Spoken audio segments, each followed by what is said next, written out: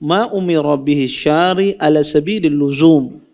Segala sesuatu yang diperintahkan di dalam syariat, ya, yang mana ya suatu yang perintah tersebut al-luzum harus dilaksanakan. Jadi perintah yang harus dilaksanakan di dalam syariat, maka itu artinya wajib.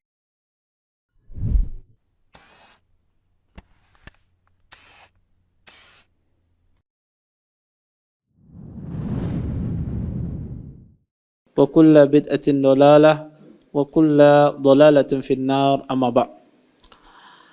Bapak-bapak, ibu-ibu, ikhwan dan akhwat yang dimuliakan oleh Allah Subhanahu wa taala, alhamdulillah, segala puji bagi Allah Subhanahu wa taala dengan limpahan nikmat yang begitu besar, di antaranya nikmat iman, nikmat Islam, nikmat kesehatan, sehingga kita semua diberikan kemudahan oleh Allah Subhanahu wa taala untuk bisa berhadir di majelis ilmu. Mudah-mudahan apa yang kita pelajari, apa yang kita tuntut pada malam hari ini mendatangkan keberkahan dari Allah Subhanahu wa taala dan kita bisa mengambil manfaat dari apa yang akan disampaikan nantinya.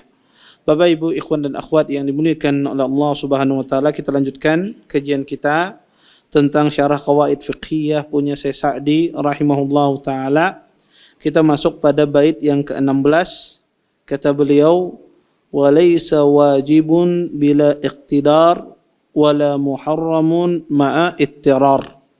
Kata beliau, tidak ada perkara yang diwajibkan kalau seandainya kita tidak mampu mengerjakannya, dan tidak ada perkara yang diharamkan dalam kondisi darurat atau terdesak.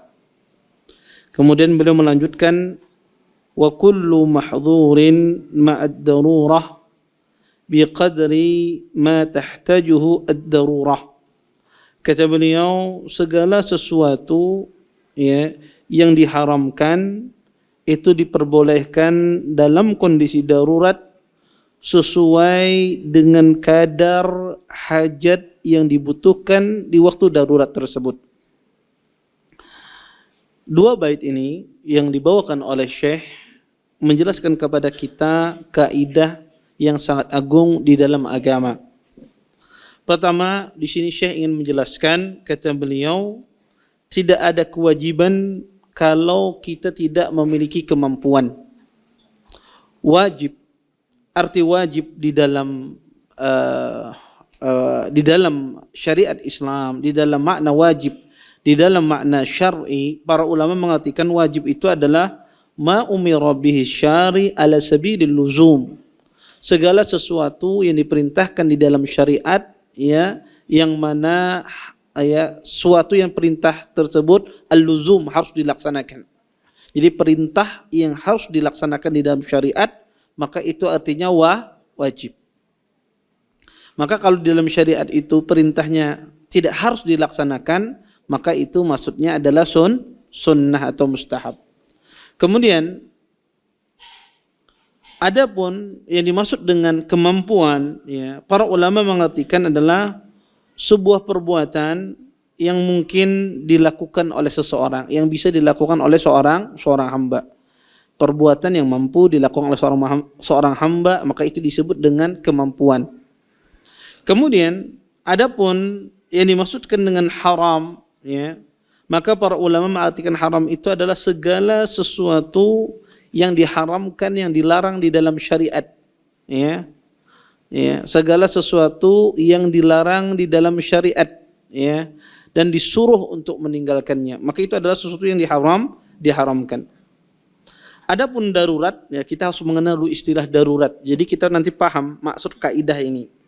Adapun darurat, kata para ulama rahimahullahu taala, darurat itu, ya, adalah sesuatu yang menimpa seseorang yang menimbulkan mudarat, ya, ketika dia tidak melakukannya, dan itu bisa menyebabkan kehilangan nyawa, kehilangan manfaat, kehilangan salah satu anggota dari anggota tubuh kita. Maka itu disebut darurat. Segala sesuatu yang tidak dilakukan oleh seseorang menimbulkan mudarat, yang mana mudarat itu bisa menyebabkan kehilangan jiwa, bisa menyebabkan kehilangan manfaat, atau bisa menyebabkan kehilangan salah satu anggota dari anggota tubuh seseorang. Maka ini di antara pengertian-pengertian kalimat yang disebutkan oleh Syekh tadi. Dua bait yang dibawakan oleh Syekh tadi, para ulama menjadikan itu sebuah kaidah di dalam qawaid fiqhiyah. Yang pertama kata Syekh, walaysa wajibun bila iqtidar. Kata beliau, tidak ada kewajiban kalau seseorang tidak memiliki kemampuan. Atau di dalam bahasa lain, kata para ulama, tidak ada kewajiban kalau orang itu tidak mampu. Kalau orang itu tidak mampu, maka kewajiban itu gugur. Allah tidak mewajibkan seseorang. Hal ini berdasarkan firman Allah Subhanahu wa taala di dalam Al-Qur'an, kata Allah, fattaqullaha mastata'tum. Kata Allah, bertakwalah kalian semampu kalian. Ini menunjukkan bahwasanya kalau ada perkara yang kita tidak mampu, maka kita boleh tidak mengerjakannya. Dan juga hadis Nabi SAW, dari hadis Abu Hurairah radhiyallahu taala anhu, Nabi pernah bersabda, kata Rasulullah, "Idza amartukum bi amrin fa'tum minhu mastata'tum." Kata Nabi, jika aku memerintahkan sebuah perkara, maka hendaklah kalian melaksanakannya sesuai dengan kemampuan kalian. Makanya kata para ulama, setiap perintah itu dikaitkan dengan kemampuan seseorang. Berbeda dengan larangan. Adapun larangan, seseorang itu pasti bisa menjauhinya. Ya, makanya Nabi SAW tidak mengatakan fajtanibuhu mastata'tum. Segala apa yang aku larang maka jauhilah semampu kalian, tidak. Karena setiap larangan seseorang bisa menghindarinya. Tetapi setiap perintah bisa jadi ada perintah tersebut orang tidak mampu melaksanakannya. Kemudian Bapak Ibu ikhwan dan akhwat yang dimuliakan oleh Allah Subhanahu wa taala, kaidah ini diterapkan oleh para ulama di dalam banyak permasalahan. Tidak ada kewajiban bagi orang yang tidak mampu. Di antaranya adalah ketika seorang ingin berhaji misalnya. Dia di antara syarat haji itu adalah seseorang memiliki kemampuan harta dan kemampuan fisik. Ketika orang itu tidak memiliki kemampuan fisik, ya, dia atau seseorang tersebut tidak memiliki kemampuan fisik tapi dia punya harta, maka tidak wajib haji bagi dia. Tidak ada kewajiban bagi haji bagi dia, ya. Maka kalau dia tidak bisa berhaji dengan badannya, maka dia disuruh untuk mewakilkan orang lain menghajikannya. Maka ini adalah praktek dari kaidah yang kita terapkan tadi. Tidak ada kewajiban bagi orang yang tidak mampu. Sama seperti seseorang yang misalnya tidak sanggup sholat berdiri. Orang yang lumpuh misalnya, orang yang hanya sembuh dari stroke-nya misalnya, tidak bisa dia berdirilah lama, ya. Kalau dia berdiri gemetar-gemetar ya, kakinya, apalagi imamnya bacanya panjang misalnya, dia tidak tahan. Maka diperbolehkan dia sholat dalam kondisi duduk, karena tidak ada kewajiban bagi orang yang tidak mampu.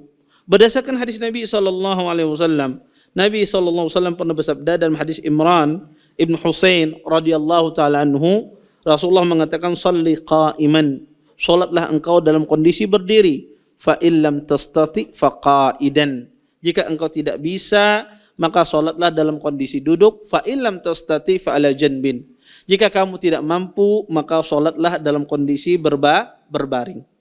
Kemudian, Bapak Ibu ikhwan dan akhwat yang dimuliakan oleh Allah Subhanahu wa taala, timbul di sini permasalahan.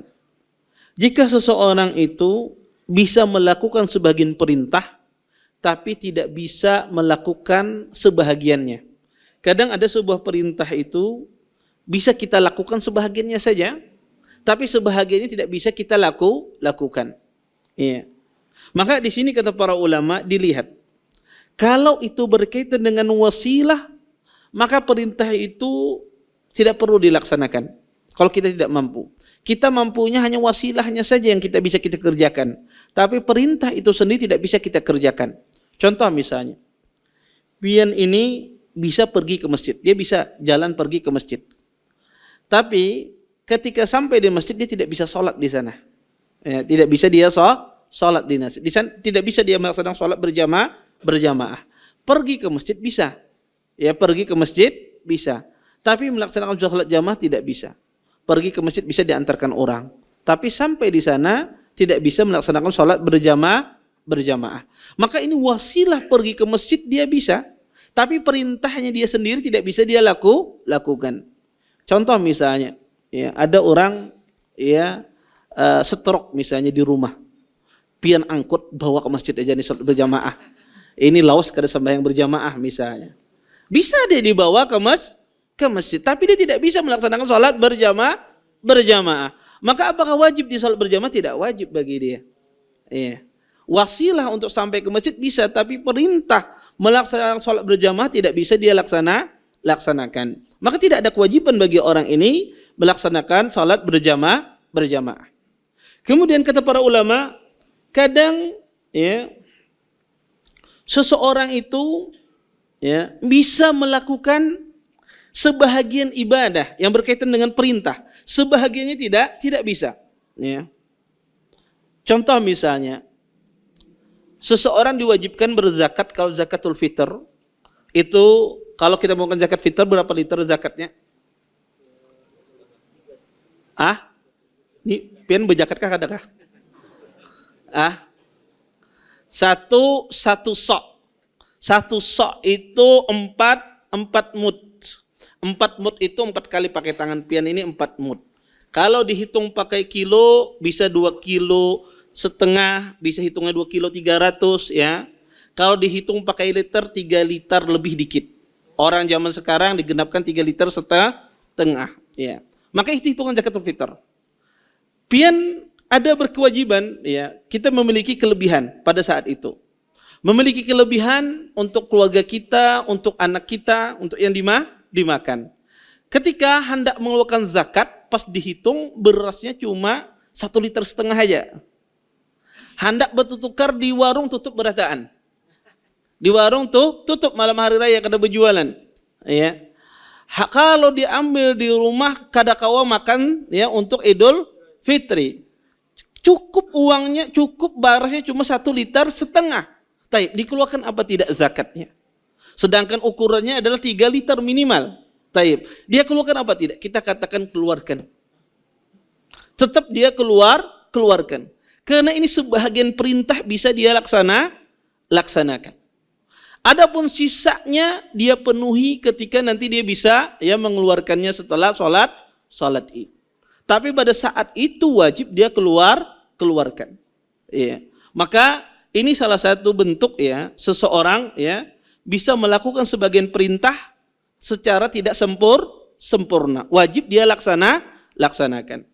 Kemudian kata para ulama rahimahullahu taala, kadang ada ibadah itu dia tidak bisa berdiri sendiri. Dia ibadah itu adalah satu kesatuan, tidak bisa dipisahkan. Ini kalau dikerjakan sebahagian tidak sah ibadah tersebut. Contoh misalnya seorang berpuasa, ulun berpuasa setengah hari aja itu aja ulun sanggup. Misal, maka tidak sah puasanya. Jar Ustaz semampunya, fattakullah mastata'tum. Ya, maka semampunya, maka ini kada bisa. Karena ini ibadah dari terbit fajar sampai terbenam matahari. Kada bisa dilaksanakan separuh. Maka kalau orang tidak mampu, walaupun dia sakit, dia bisa setengah hari kada kawal Ustaz. Maka asalnya tidak perlu dia laksanakan. Karena dia tidak mampu. Kemudian Syekh juga menjelaskan tentang masalah kaidah, kata Syekh, ya, bahwasanya tidak ada sesuatu yang diharamkan kalau dalam kondisi darurat. Ya. Tidak ada ya sesuatu itu haram kalau kita dalam kondisi darurat. Hal ini berdasarkan ya firman Allah Subhanahu wa taala di dalam Al-Qur'an. Kaidah ini diambil berdasarkan firman Allah di dalam Al-Qur'an dalam surah Al-An'am ayat 119. Kata Allah, "Wa qad fassala lakum ma harrama 'alaikum illa matturirtum ilaih." Kata Allah Subhanahu wa taala, sesungguhnya telah kami rincikan untuk kalian apa-apa yang diharamkan atas kalian, kecuali kalian dalam kondisi terdesak dalam kondisi darurat. Maka apa yang diharamkan tersebut menjadi boleh bagi kalian.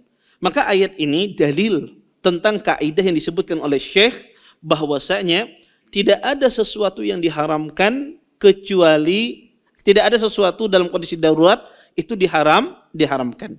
Kemudian Bapak Ibu, ikhwan dan akhwat yang dimuliakan oleh Allah Subhanahu wa taala, maka kaidah ini tidak secara mutlak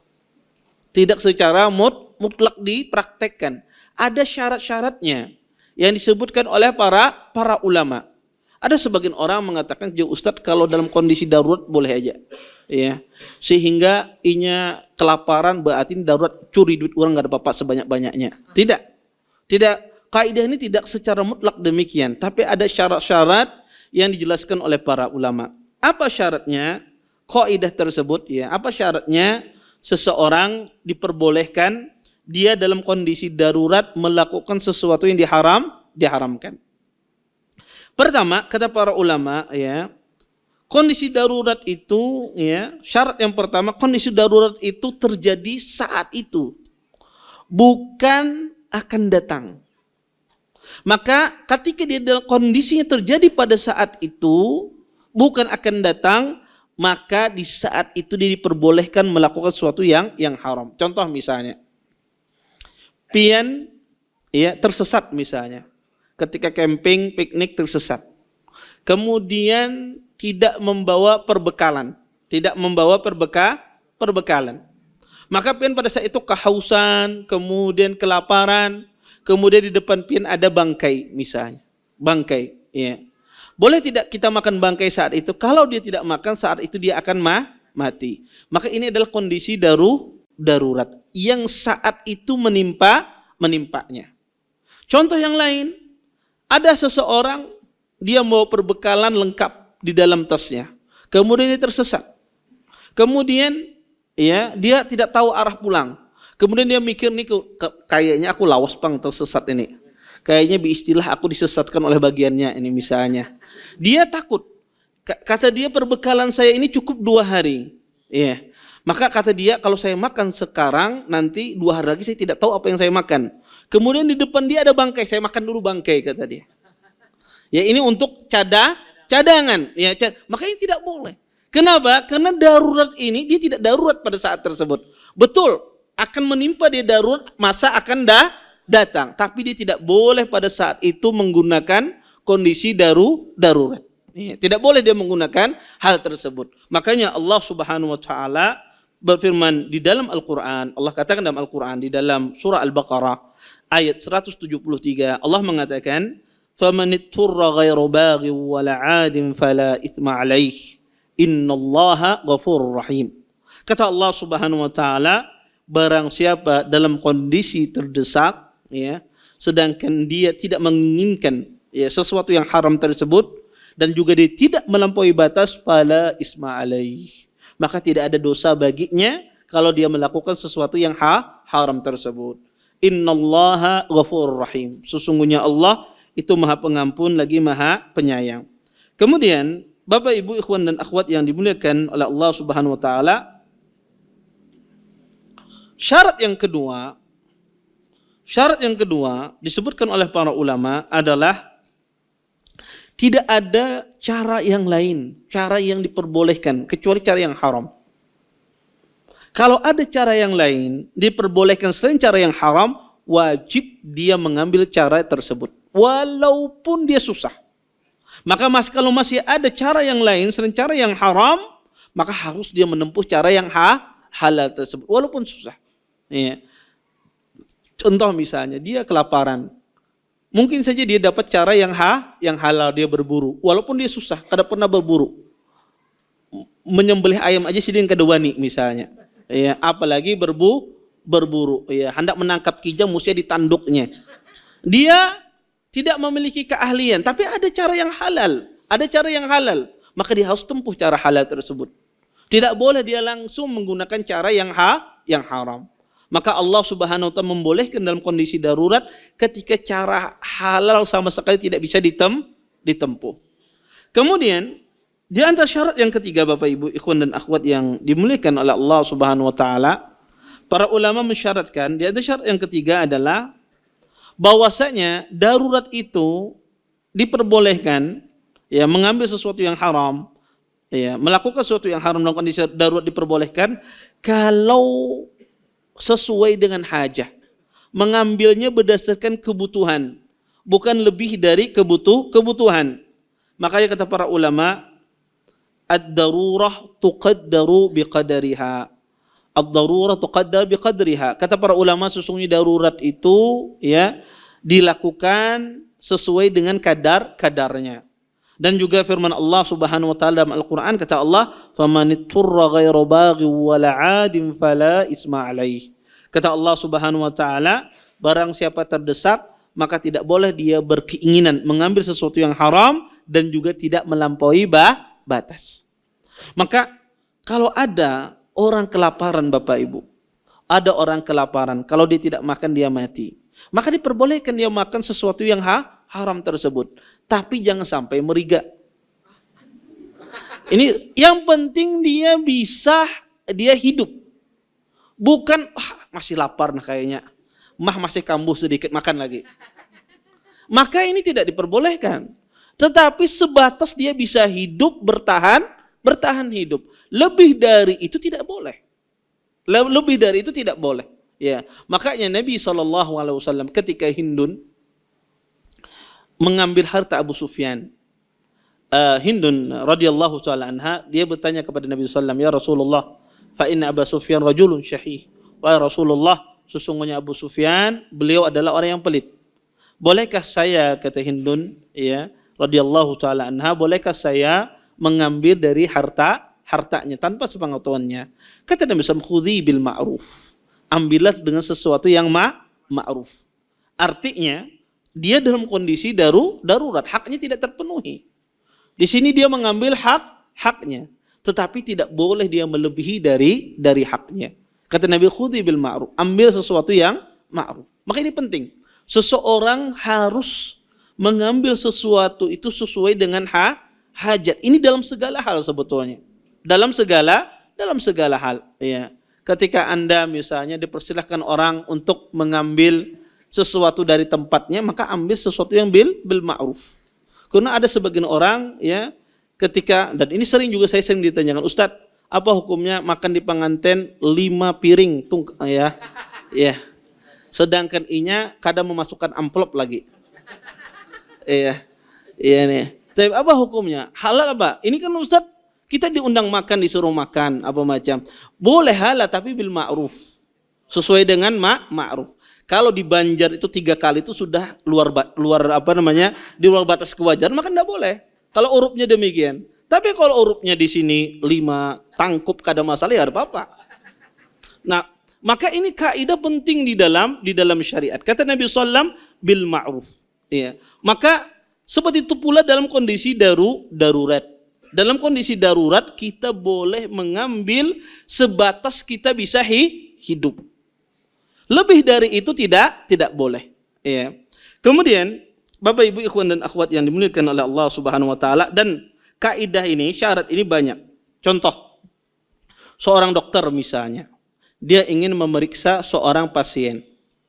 Maka kadang-kadang di dalam berobat, kadang-kadang kita harus menampakkan aurat kadang-kadang. Apalagi mungkin bisul di bagian paha dan seterusnya. Maka seorang dokter boleh tidak melihat aurat? Boleh. Tapi sebatas hajah saja. Ya, tidak boleh lebih dari dan itu kalau dibutuhkan. Karena ada sebagian dokter itu kada perlu inya lihat muka pian aja sudah tahunya resepnya ini macam. Ya, kadang sebagian dokter dia tidak perlu menganalisa, cuma dia nanya ini oh ini resepnya. Maka kalau tidak membutuhkan melihat aurat, tidak perlu dia melihat aurat. Kalau dia butuhkan melihat aurat, dia melihat sebatas apa yang dia butuhkan.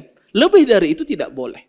Ya, sama seorang dokter misalnya ketika dia menyentuh seorang pasien wanita, tidak ada dokter yang lain kecuali itu laki-laki. Kemudian dia menyentuh, maka sebatas apa yang dia sentuh. Ketika ibu-ibu mau melahirkan biasanya mengoperasi itu biasanya dokter laki kebanyakan. Maka boleh tidak dia menyentuh bagian tubuh wanita? Boleh kalau dibutuhkan dan sebatas hajat saja. Yang mana perlu dia sentuh itulah yang dia sentuh. Lebih dari itu dia tidak diperbolehkan di dalam syariat. Bukan mentang-mentang diperbolehkan melihat aurat semuanya ditampakkan, tidak boleh. Tetapi yang boleh ditampakkan apa yang dibutuhkan. Dan seperti itu pula, ya, seseorang yang jadi dokter dia memandang aurat itu juga tidak boleh. Sesuai dengan apa yang dibutuhkan saja. Kalau seandainya dia tidak harus melihat, maka tidak boleh dia melihat aurat seseorang.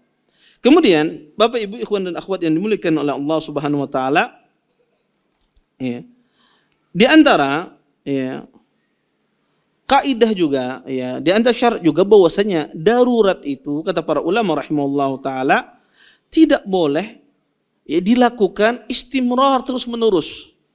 Artinya dia diperbolehkan dalam satu keadaan, kemudian pada keadaan dia sudah normal, dia terus-menerus melakukan apa? Mengambil rukhsah, ya, pembolehan dalam sesuatu yang Allah haramkan, maka tidak boleh. Contoh misalnya, seseorang misalnya dia diperbolehkan sholat dalam kondisi duduk, atau dia diperbolehkan misalnya seseorang dia makan bangkai misalnya karena dia butuh. Tetapi apakah terus-menerusan dia diperbolehkan? Tidak. Kalau dia sudah sembuh atau dia sudah bisa bangun, bisa dia bertahan hidup dari apa yang dia makan, maka tidak boleh dia terus-menerusan mengkonsumsi sesuatu yang haram.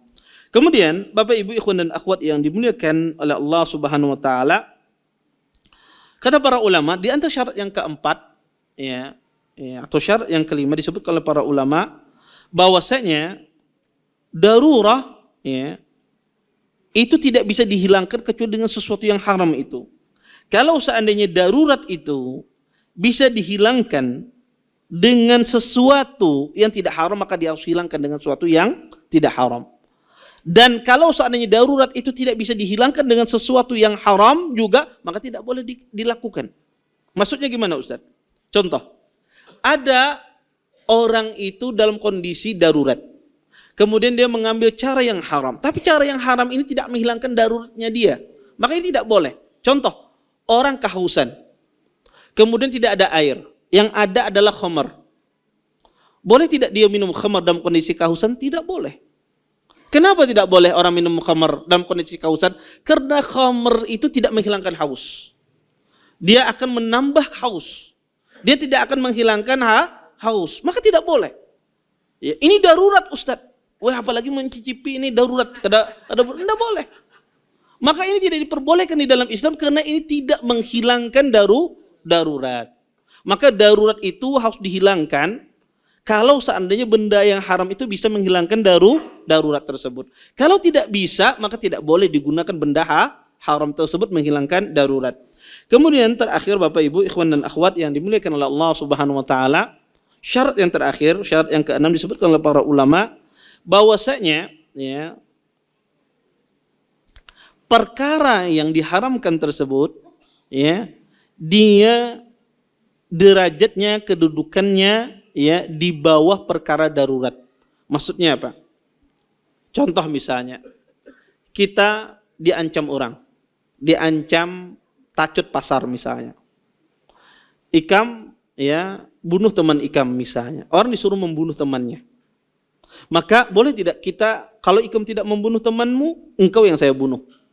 Boleh tidak kita membunuh teman kita karena kita diancam untuk dibunuh? Akhirnya kita bunuh teman kita. Boleh tidak? Dalam Islam tidak boleh. Ini darurat Ustaz, ini bukan darurat. Kenapa? Karena atas dasar apa Anda menganggap diri Anda lebih mulia daripada dia? Karena kita sama kedudukannya di sisi Allah Subhanahu wa taala. Tidak boleh kita membunuh dia. Iya. Maka apakah harus kita yang berkorban? Iya. Karena di sini keadaan Anda bukan lebih rendah daripada orang yang Anda bunuh tersebut.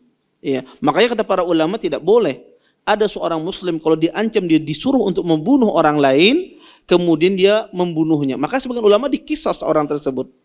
Ya. Kenapa? Seharusnya dia tidak boleh dia lakukan. Ya, walaupun dia dipaksa. Dia kalau sana dipaksa maka dirinya yang dia korbankan, bukan diri orang lain. Ya. Kemudian Bapak Ibu ikhwan dan akhwat yang dimuliakan oleh Allah Subhanahu wa taala, kemudian kata para ulama rahimahullahu taala, di sini para ulama menyebutkan beberapa permasalahan, ya, yang berkaitan dengan kaidah tadi yang kita sebutkan, ya. Tentunya di dalam kaidah yang berkaitan tentang masalah wajib, ketika tidak mampu maka tidak ada kewajiban. Kata para ulama, seseorang jika dia mendapati kondisi dia tidak mampu, ya, di kondisi dia tidak sanggup untuk melaksanakannya, maka kata para ulama, kondisi orang tersebut ada dua. Pertama, jika dia tidak mampu melaksanakan perintah tersebut, maka dia melaksanakan pengganti dari perintah tersebut. Contoh misalnya Bapak Ibu, ketika kita tidak bisa menggunakan air karena sakit atau karena air tidak ada, maka kita disuruh mengganti dengan tayamum. Ya asalnya kita wajib menggunakan air, tapi karena tidak bisa, maka disuruh kita mencari penggantinya, yaitu tayamum. Atau orang yang melakukan kafaratuz zihar, seseorang yang mengatakan kepada istrinya misalnya, anti ka dhahri ummi, ya, wahai istriku, engkau bagaikan punggung ibuku. Ini zihar, ini tidak boleh. Seorang laki-laki menyamakan istrinya dengan salah satu dari mahramnya. Tentu maksudnya di sini adalah berniat untuk mengharamkan dia agar tidak menyentuhnya. Maka dia katakan engkau bagaikan punggung ibuku. Ini tidak boleh. Adapun orang berkata adek, ya, kemudian ibu, kadang-kadang seorang suami manggil istrinya adek, manggil istrinya ibu, kadang istrinya memanggil suaminya kakak dan yang lainnya, ini bukan zihar. Ya, ini bukan zihar, karena ini panggilan sayang. Ya, ini panggilan seorang suami memanggil istrinya atau istri memanggil suaminya. Tapi zihar itu adalah seseorang dia tidak ingin menyentuh istrinya, dia ingin mengharamkan menggauli istrinya, kemudian dia samakan istrinya dengan ibunya. Maka ini zihar, hukumannya adalah orang kalau melakukan zihar, maka hukumannya adalah kata para ulama rahimahullahu taala, maka dia disuruh untuk membayar kafarah. Kafarahnya apa? Membebaskan budak. Maka kalau dia tidak mampu membebaskan budak, maka berubah kafarah tersebut menjadi dia berpuasa 2 bulan berturut-turut. Kalau dia tidak mampu berpuasa 2 bulan berturut-turut, maka berubah kafarah tersebut menjadi memberikan makan sebanyak 60 orang fakir miskin. Ya. Maka di dalam syariat Islam, kalau sesuatu itu tidak bisa kita kerjakan, maka kita berubah mencari penggantinya. Kemudian yang kedua Bapak Ibu, kalau sesuatu itu tidak ada penggantinya, tidak bisa kita lakukan, kemudian tidak ada penggantinya, apa yang harus kita lakukan? Maka kata para ulama, kalau tidak ada penggantinya, maka seseorang tersebut dia melakukan sesuai dengan kemampuannya. Kemudian Bapak Ibu ikhwan dan akhwat, ada istilah yang sering kita dengar, istilah darurat dan hajat. Istilah darurat dan hajat ini dua istilah yang sering kita dengar. Darurat dan hajat itu memiliki perbedaan. Ada darurat, ada hajat. Apa perbedaannya? Pertama, para ulama rahimahullahu taala mengatakan perbedaan antara hajat dan dengan darurat adalah kalau darurat itu membolehkan sesuatu yang haram. Adapun hajat itu membolehkan sesuatu yang dimakruhkan. Darurat itu membolehkan sesuatu yang haram. Adapun hajat itu membolehkan sesuatu yang makruh. Contoh misalnya Bapak Ibu, orang kalau safar sendiri itu dilarang, makruh hukumnya. Ya, kenapa? Karena orang kalau safar sendiri, ya condong dia mudah digoda oleh syaitan. Orang kalau safar sendiri mudah dia bermaksiat. Makanya safar itu disuruh berjamaah. Karena ada yang mengingatkan kalau dia ingin bermaksiat. Tetapi kalau dia membutuhkan safar, karena kadada yang bisa diajak untuk safar bersamanya dia, boleh tidak dia sendiri? Boleh. Boleh, ya. Karena ini dia membutuhkan untuk safar, walaupun dia sendiri. Kita katakan asalnya apa? Makruh. Tapi ketika ada hajat mendesak harus dia safar, maka itu diperbolehkan. Berbeda dengan darurat. Darurat itu membolehkan sesuatu yang Allah haramkan. Kemudian Bapak Ibu ikhwan dan akhwat yang dimuliakan oleh Allah Subhanahu wa taala, darurat itu ya biasanya seseorang kalau dia tidak menghindari darurat tersebut akan menyebabkan pada dirinya ya bisa jadi nyawanya hilang ataukah anggota badannya hilang, atau manfaat yang besar di dalam dirinya hilang. Ini darurat. Adapun hajat, kata para ulama, kalau seseorang tidak melakukannya, maka akan tertimpa padanya kesusahan. Tidak menghilangkan nyawa, tidak menghilangkan anggota tubuh, tetapi hanya menjadikan orang tersebut merasa kesusahan, masyaqqah. Maka ini disebut dengan hajat. Ini dua perbedaan terbesar antara hajat dan darurat. Ya. Maka ini disebut oleh para ulama, sehingga kalau kita bisa membedakan mana hajat, mana darurat. Wallahu ta'ala alam, mungkin ini yang bisa ulun sampaikan, mudah-mudahan bermanfaat. Taib. Sisa waktu yang ada mungkin kita jawab pertanyaan. Ada yang bertanya langsung boleh? Nggih.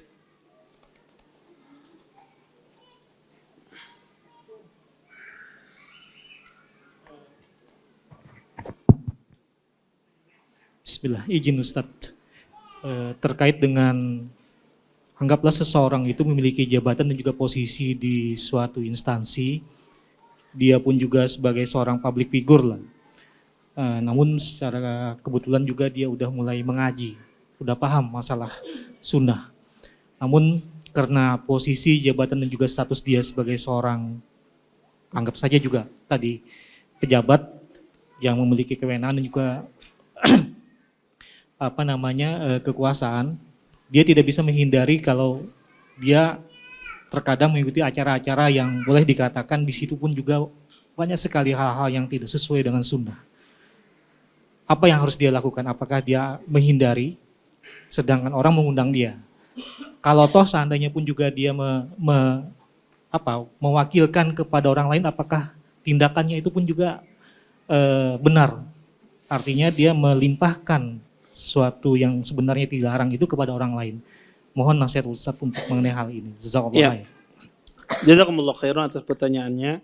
Beliau mengatakan kalau ada orang pejabat misalnya, kemudian dia tidak bisa menghindari acara-acara atau hal-hal yang tidak syar'i.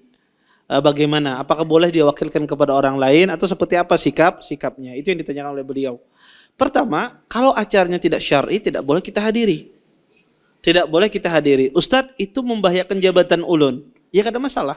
Itu risiko. Risiko Anda menjadi seorang pejabat. Kalau seandainya sampai menimbulkan mudarat, ya sudah. Ya, itu takdir Allah Subhanahu wa taala. Tetapi kita tidak boleh kita tentang hukum Allah itu mudahanah, ya. Artinya lembek di dalam. Ini itu suatu yang haram, ini bukan darurat. Ini bukan suatu yang darurat. Kecuali Allahumma, ya. Ini darurat yang luar biasa. Contoh misalnya, dia dipaksa untuk hadir di acara tersebut. Kalau tidak, dia akan dipecat dari pekerjaannya dan dia pada saat itu tidak bisa mencari nafkah karena mencari nafkah di tempat tersebut susah. Misal, orang misalnya dia susah mencari nafkah di tempat tersebut.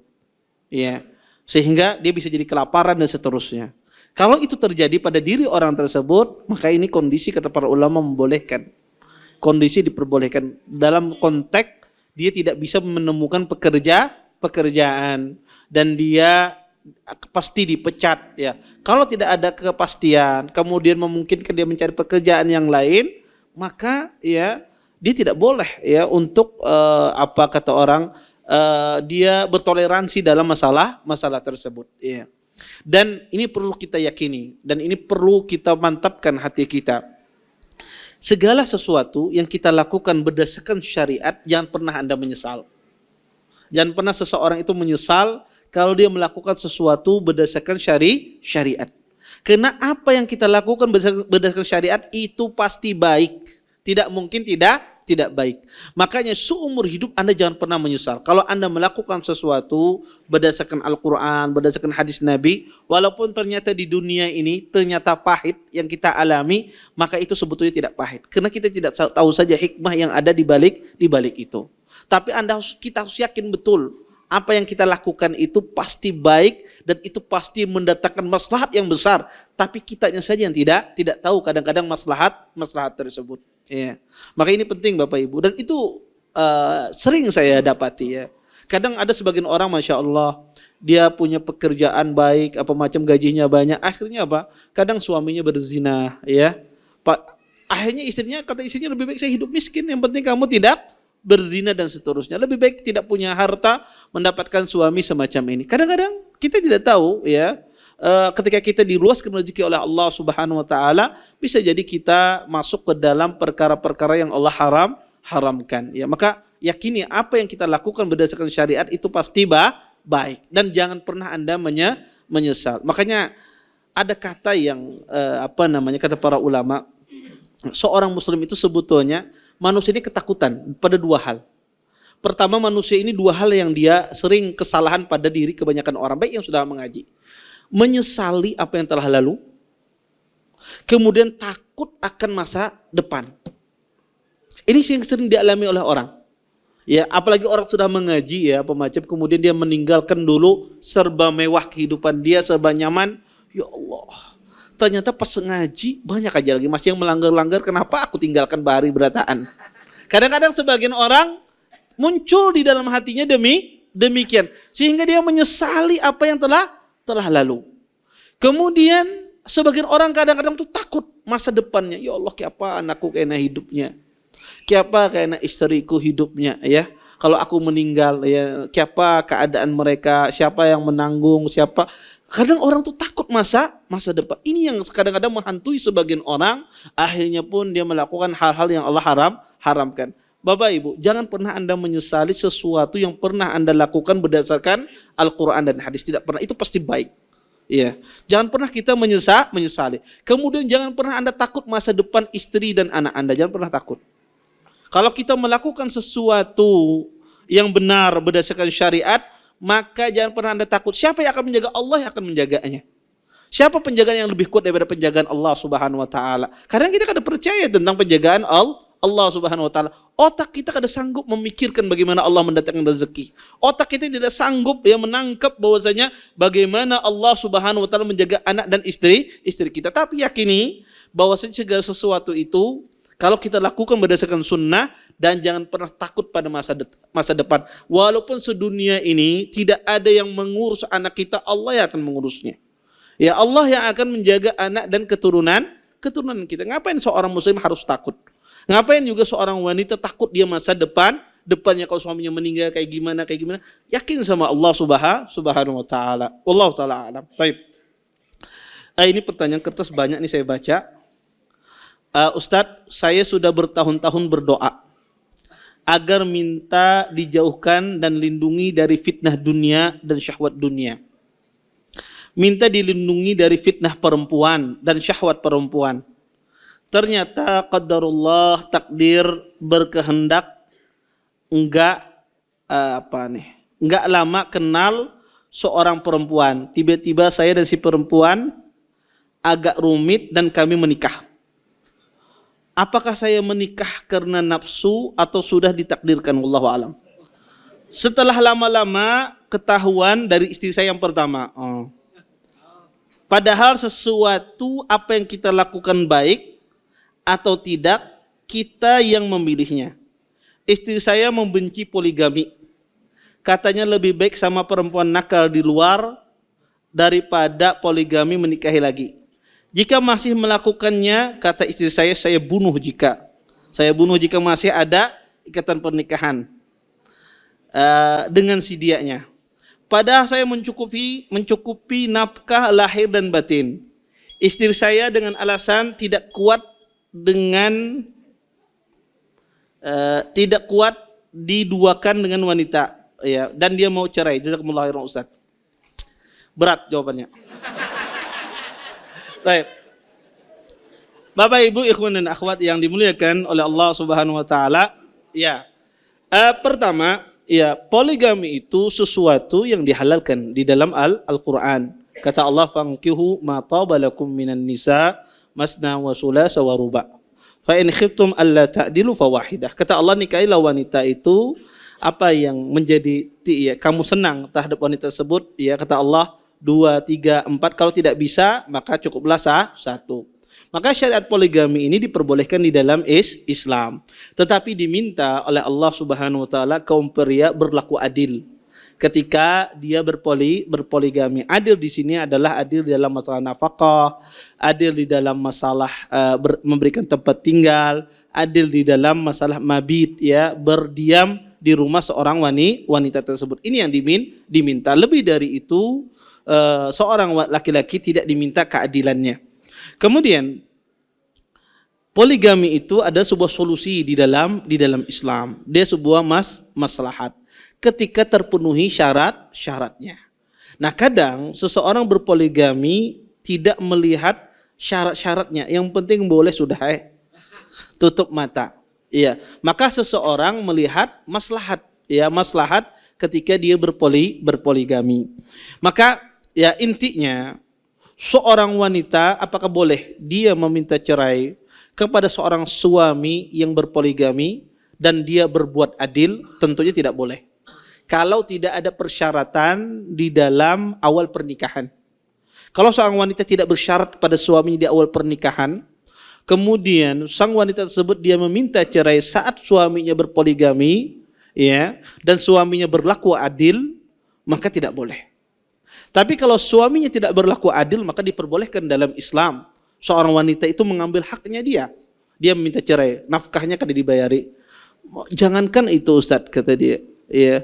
Jangankan menafkahi istri yang kedua, istri pertamanya kan pernah dinafkahi, berkawin pulang, kada tahu diri ini.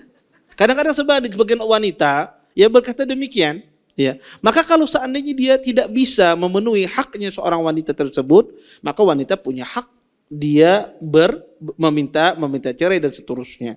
Maka terus bagaimana sikap kita sebagai seorang suami? Kadang laki-laki itu ada dua keadaan laki-laki. Ada laki-laki itu subhanallah dia bisa menahan hawa nafsunya. Dia bisa menahan hawa nafsunya. Dia tidak terpengaruh dengan wanita lain apa macam, dia tidak pengaruh, ya. Ada sebagian laki-laki demikian, dia mencukupkan dengan satu. Makanya tidak ada masalah. Ada sebagian laki-laki dia tidak bisa tahan, ya. Maka dia ya syahwatnya tinggi dan dia takut terhadap perbuatan zina. Bisa jadi bagi orang ini poligami bagi dia hukumnya wajib kalau seandainya dia tidak bisa menahan hawa nafsunya. Tapi dengan syarat dia berlaku adil. Dan ketika istrinya juga tidak meminta di awal tidak. Tetapi ketika dia tidak bisa berlaku adil dan dia tidak bisa menahan hawa nafsunya. Karena ada orang laki-laki dia tidak bisa berlaku adil, di sisi lain dia tidak bisa menahan hawa nafsunya. Maka gimana? Maka dia menikah. Tidak ada masalah dia menikah, tapi istrinya punya hak dia minta cerai. Tidak ada masalah. Maka dia harus memilih, ya. Kadang-kadang di dunia ini kita harus memilih. Dan seorang istri juga kadang di dalam kehidupan dunia ini Bapak Ibu, ya, ada hal-hal yang kita itu mengalah. Tidak semua itu kita itu mengambil hak, ya. Saya kasih contoh. Kadang suami itu tidak bisa memenuhi nafkah sebagaimana mestinya. Sebagaimana layaknya istri-istri yang lain dipenuhi nafkahnya apa macam. Istri ini boleh nggak dalam Islam dia menuntut cerai? Boleh sebetulnya. Ya, boleh, tidak ada masalah. Ya, karena hak tidak terpenuhi. Tapi kita itu mengalah dalam kehidupan ini, ya, demi maslahat. Maka kasus beliau ini, ya, tentu perbuatan istrinya tidak benar. Menyuruh suaminya menikah atau berzina dengan laki-laki lain ini tentu tidak benar. Tentu ini adalah perkataan yang tidak sesuai dengan syariat. Yang kedua juga tentu mengancam membunuh juga tidak boleh. Tinggal dilihat kalau suaminya dia berlaku adil dan dia tidak pernah bersyarat, maka pada asalnya dia tidak boleh. Ya, tidak boleh. Tapi kalau suaminya tidak berlaku adil, tidak memberikan nafkah, maka boleh dia meminta cerai. Tinggal dilihat saja bagaimana keadaan suami tersebut. Dan adil di sini adalah adil dalam memberikan nafkah, adil dalam memberikan tempat tinggal, adil di dalam mabit, ya, di dalam berdiam diri di tempat wanita. Ya, ini sebetulnya. Maka kadang sebagian orang itu kadang merusak syariat poligami. Ya, kadang sebagian orang berpoligami kemudian diceraikan istri yang pertama, kadang istri kedua dinikah diceraikan, ketika ada masalah ini jangan, ya. Maka berapa banyak kadang-kadang orang itu berpoligami cerai, ya, kadang. Nah, ini juga tidak benar. Ya, maka syariat poligami ini adalah sebuah syariat yang Allah perbolehkan bagi kaum pria ketika dilakukan dengan cara yang tepat, ya, dilakukan dengan cara yang benar. Wallahu taala a'lam. Taib.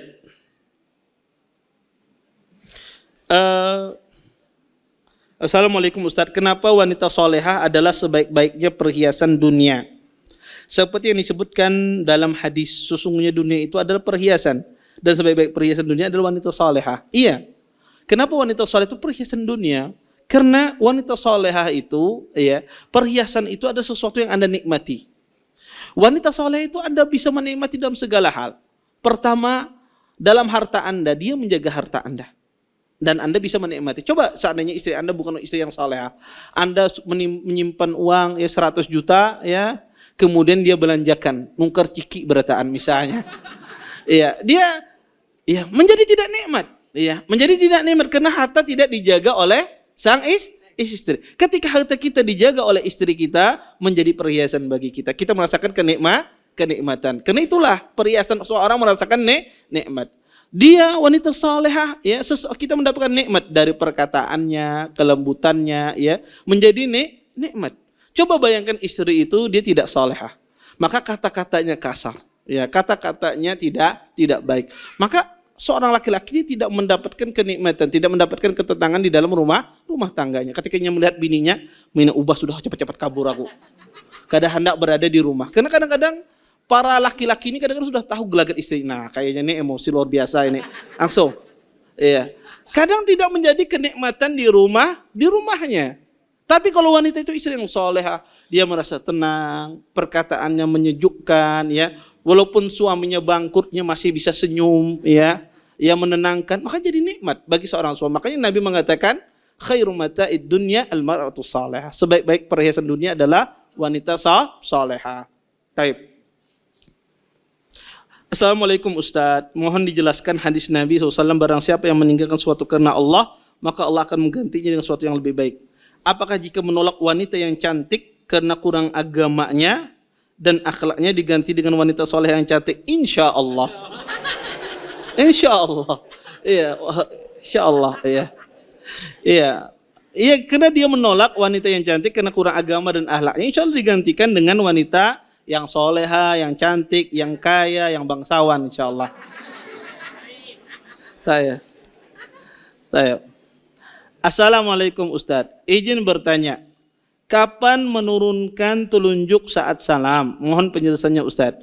Ketika kita mengucapkan salam, selesai dari sholat, Assalamualaikum warahmatullahi wabarakatuh, kita turunkan telunjuk kita. Di saat kita sudah mengucapkan salam. Wallahu a'lam. Taib. Assalamualaikum, izin bertanya Ustadz, apakah hukum dilaknat oleh malaikat berlaku juga jika seorang suami menolak ajakan istri? Ya Allah, yang saya dengar hanya istri saja yang dilaknat malaikat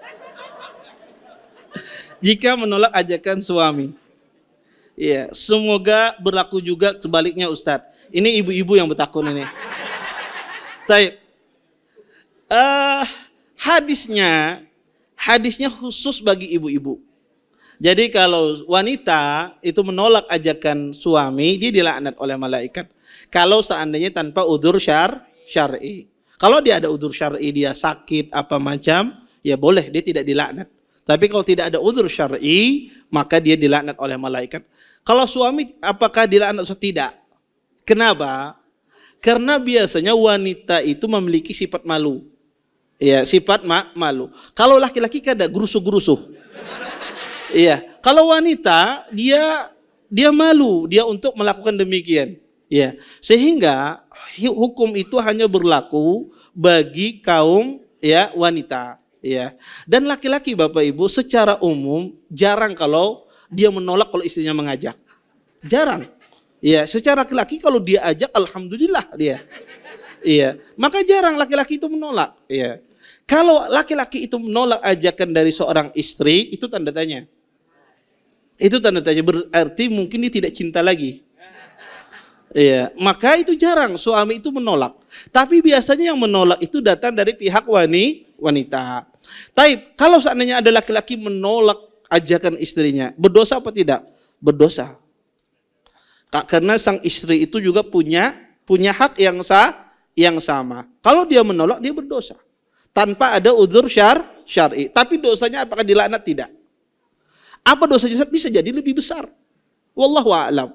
Tidak disebutkan, tapi jelas itu perbuatan zalim seorang suami kepada istri, meninggalkan nafkah batin, dan ini haram hukumnya. Wallahu taala a'lam. Taib.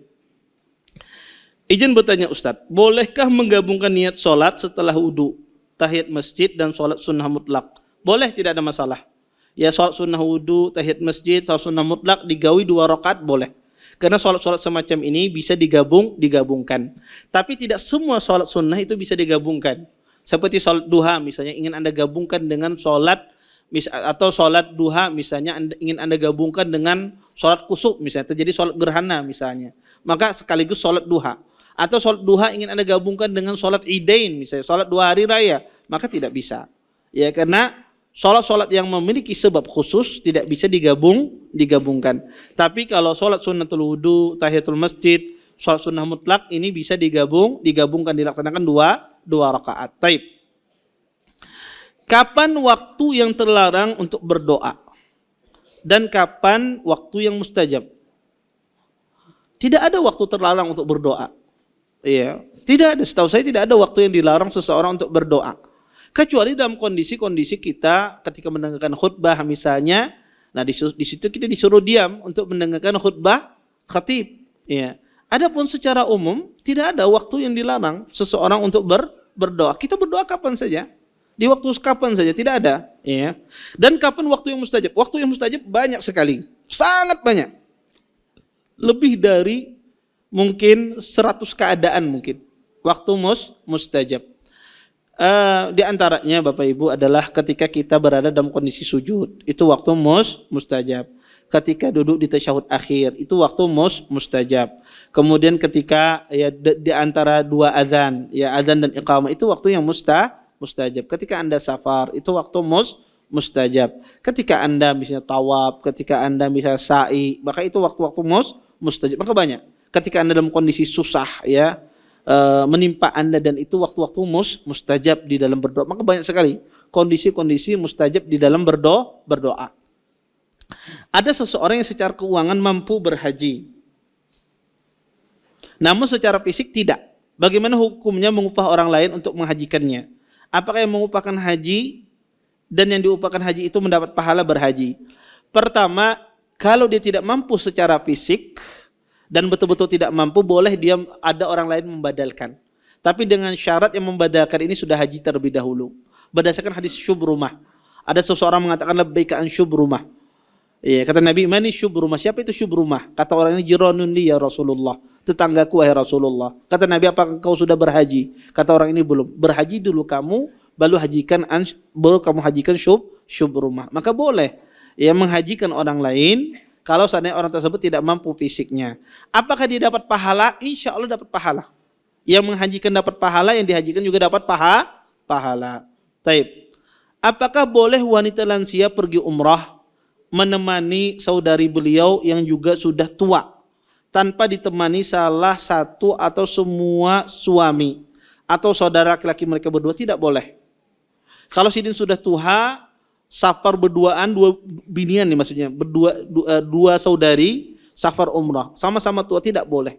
Justru waktu-waktu tua ini lebih lagi kada boleh. Kenapa? Ketika dia ada mudarat, dia sakit, dia butuh mahram dia. Ya, orang tua itu sering sakit dia. Apalagi safar-safar yang jauh. Yang kedua, merepotkan pembimbingnya kena. Kalau sesat-sesat, pembimbingnya ngalih cari. Iya, ketika ya dia, karena orang tua kadang-kadang tidak tahu. Pergi ke hotel, pergi ke masjid, balik tidak tahu. Kalau tidak ada mahramnya ngalih, repot. Ya, maka harus bersama mahram.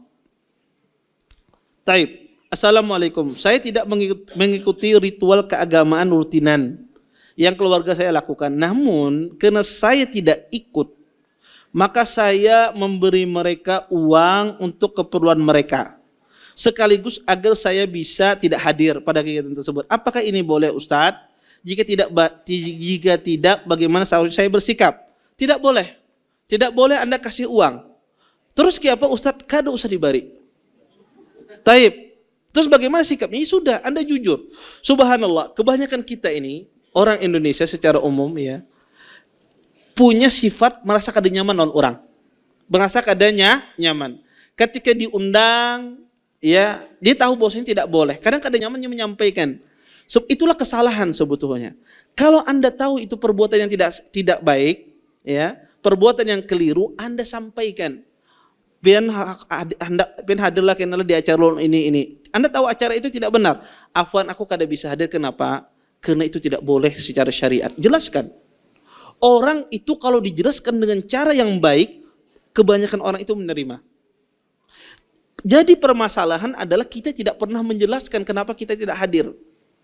Itu orang tanda tanya, ini kenapa sih ini kan mau hadir? Apa salahnya? Kafirkah kita ini? Mengkafirkan? Timbul pertanyaan macam-macam. Iya.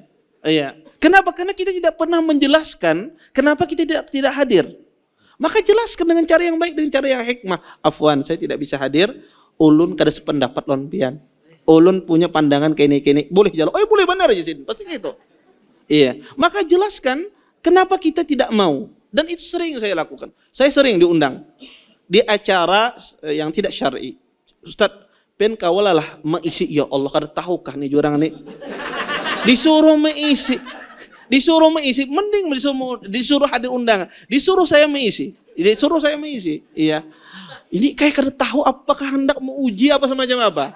Saya timbul bertanya-tanya. Ya kemudian saya jelaskan, afwan ini kada boleh. Oh ini. Ya kasar kada boleh kah? Panggil apa acaranya? Bubarkan aja, kada kawat itu terserah. Iya. Terserah, yang penting Anda sudah menyampaikan. Maka orang kalau dijelaskan dengan cara yang baik, dengan cara yang hikmah, orang menerima. Nah permasalahan kita nih rasa kada nyaman menjelaskan itu yang salah. Makanya yang suami istri berkelahi apa macam, kada pernah menjelaskan apa yang inginkan. Bini pengen ini, laki pengen ini kadang-kadang. Kada pernah dijelaskan. Mainnya dalam perasaan hati aja. Iya. Akhirnya bertengkar. Ya. Maka orang hidup itu disampaikan, dijelaskan, dibicarakan. Ya saya tidak setuju dengan ini, saya tidak sependapat dengan ini. Sampaikan dengan cara baik, kebanyakan orang menerima. Hanya sedikit orang yang tidak menerima. Masalahnya kadang-kadang kita tidak menyampaikan atau menyampaikannya caranya kurang sopan. Kadang-kadang ditanya ini gimana ini, kenapa kada hadir? Neraka itu kada boleh. Nah ini kadang-kadang ya menyalut apa? Ya membangunkan macan. Ya maka sampaikan dengan cara yang baik, dengan lembut, insya Allah orang itu menerima. Wallahu ta'ala a'lam, mungkin ini yang bisa ulun sampaikan. Ulun tutup dan doa kafatul majlis. Subhanakallahumma bihamdika, asyhadu an la ilaha illa anta, astaghfiruka wa atubu ilaik. Assalamualaikum warahmatullahi wabarakatuh. Terima kasih. Jazakumullah khairan wa barakallahu fikum. Video ini dibuat atas partisipasi dari donasi Anda. Semoga menjadi amal jariah bagi Anda semuanya.